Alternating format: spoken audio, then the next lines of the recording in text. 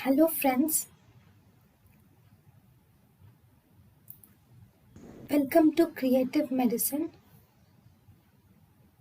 In this lecture, we will learn about.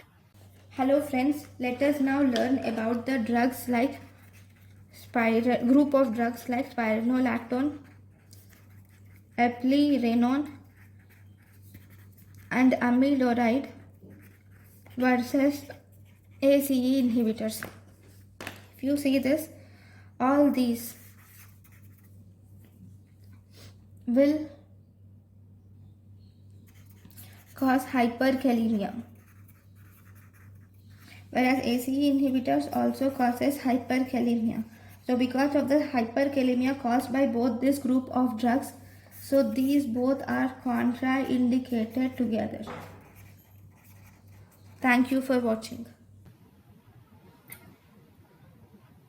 Thank you and thank you for watching.